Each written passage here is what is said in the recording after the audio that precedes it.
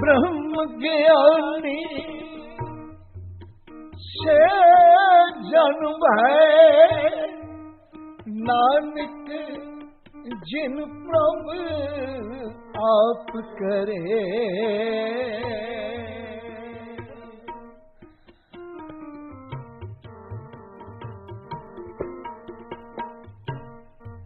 नानक जिन प्रभु आप करे, आप करे। मन साचा, मन साचा, मुख साचा सो।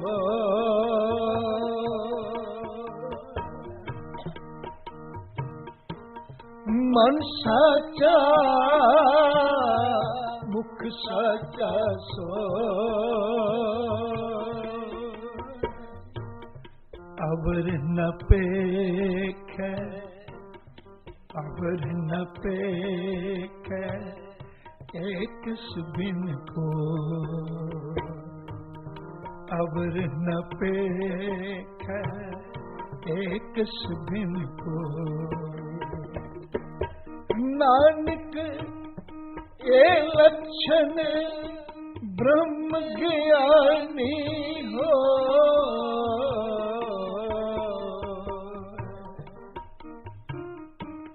नानक ये लक्षण ब्रह्म ज्ञानी हो। मन साचा, मुख साचा सो। मन साचा, मुख साचा सो।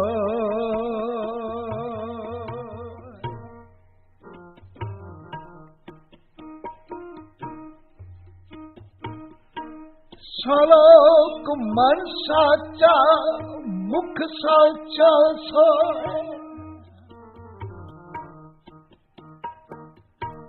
सलोक मन साचा, मुख साचा सो। अवर ना पेखे एक सुबिन को।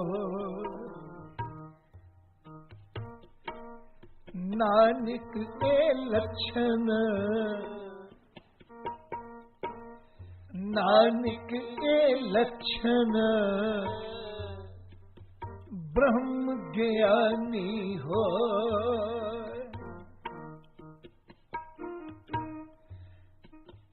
अष्टपदी ब्रह्म ज्ञानी सदा निर्लेप। ये लक्षण ब्रह्म ज्ञानी हो। ब्रह्म ज्ञानी सदा निर्लेप। जैसे जल में कमल अलेप।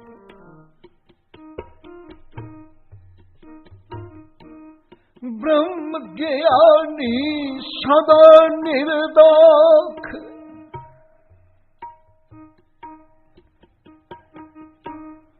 यह लक्षण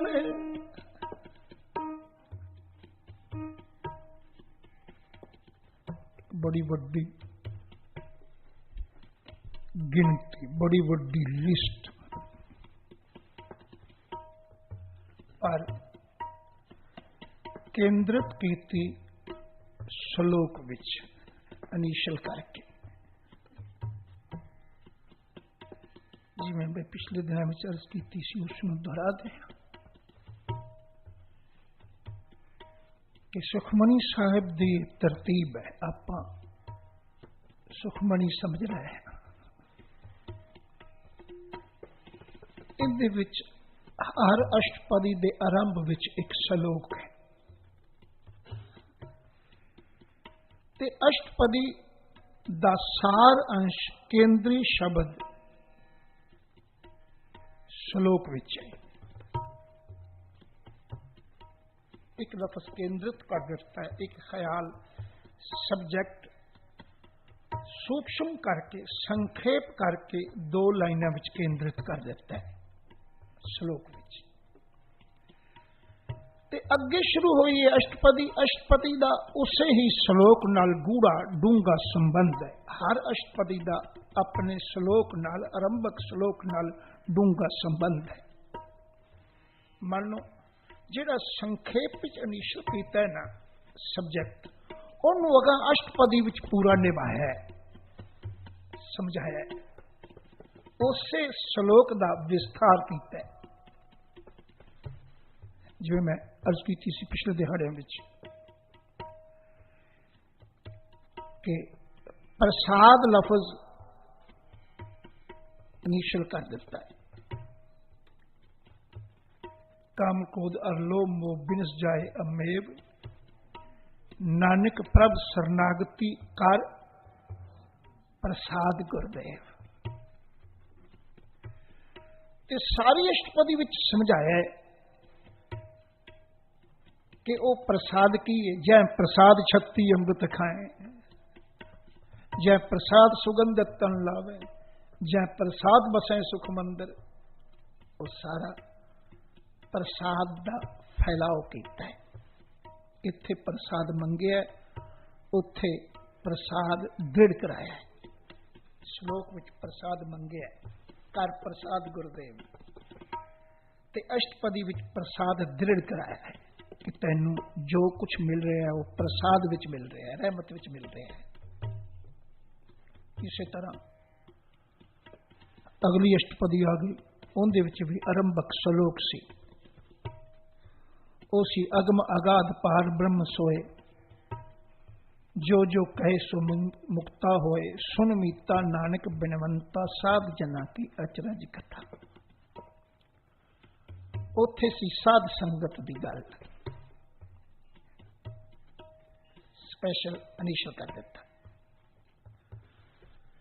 इसलिए अगली सारी अष्टपदी विच उसे ही साध दी संगत दे विचों जो कुछ मिलता है,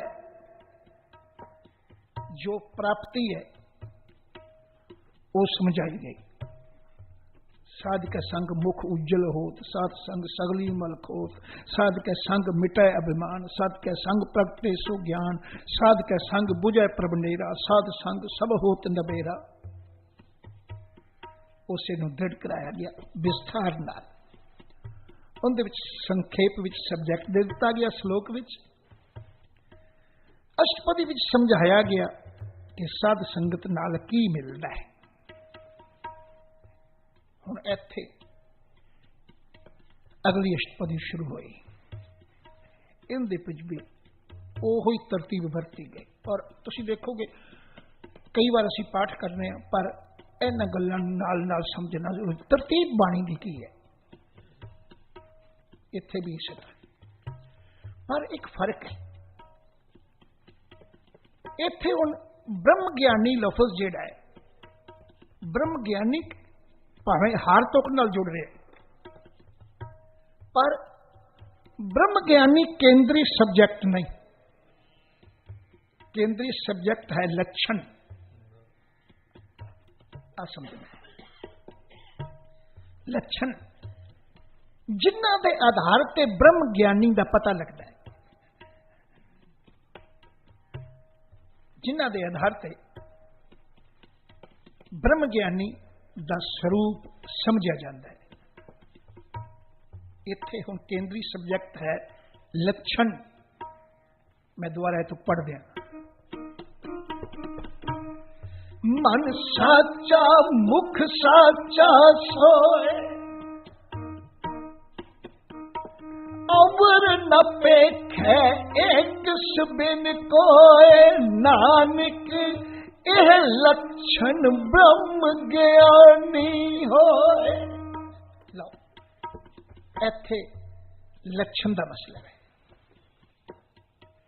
जिन्ना करके ब्रह्म ज्ञानी है, साध साध है, संत संत है। वो लक्षणा पे खड़ा है, किसी अखरां पे नहीं। मैं फिर दोहरा दिया।